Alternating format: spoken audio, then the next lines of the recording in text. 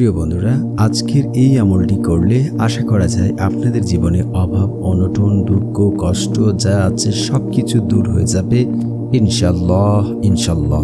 কারণ আজকের যে আমলটি সেটি খুবই পরীক্ষিত আমল। এই আমল করে পূর্বে অনেকেই ফলাফল পেয়েছে এবং বর্তমানে অনেকেই পেয়েছেন। তাই রিচার্জ করে আপনাদের সামনে এই আমলটি আমরা নিয়ে হাজির হয়েছি। এই আমলটি করলে আপনি কল্পনাও করতে পারবেন না আল্লাহ সুবহানাহু তাআলা আপনাকে এত ধন সম্পদ কোথা থেকে দিচ্ছে।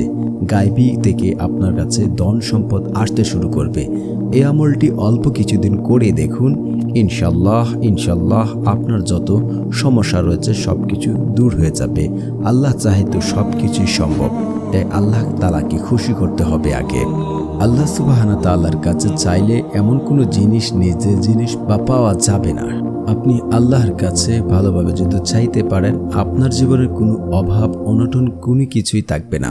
কারণ আল্লাহ সুবহানাহু তাআলার কাছে যে বান্দা বেশি বেশি দোয়া করে এবং বেশি বেশি চাইতে থাকেন, তিনি তাকে সব কিছু দিয়ে থাকেন।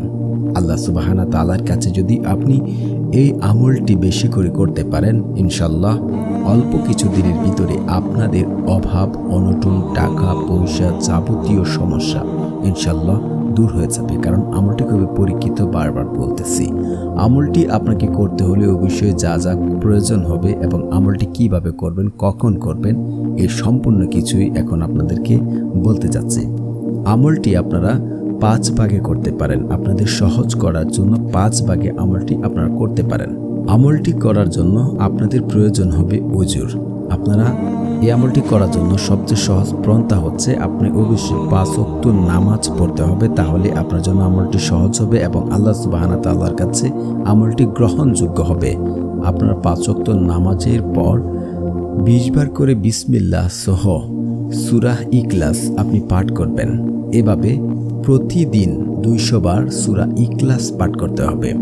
আপনাকে অবশ্যই নামাজটি পড়তে হবে। নামাজ পড়ে প্রতি নামাজের ওয়াক্তের পর আপনি 20 বার করে বা 40 বার করে যদি 5 ওয়াক্তে 40 পূরণ 5-এ 200 বার হয়ে যায় ইনশাআল্লাহ। এভাবে যদি আপনি একটানা আপনি আমলটি করতে পারেন, আশা করি আপনার জীবনের অভাব অনটন, দুঃখ কষ্ট যা আছে, যত সমস্যা আছে ইনশাআল্লাহ আল্লাহ সুবহানাহু তাআলা দূর করে দেবেন এবং বৃষ্টির মতন আপনার কাছে অর্থ সম্পদ আসবে ইনশাআল্লাহ। কারণ আমলটি খুবই পরীক্ষিত। তাই দেরি না করে আমলটি আপনারা এখনই করতে থাকেন।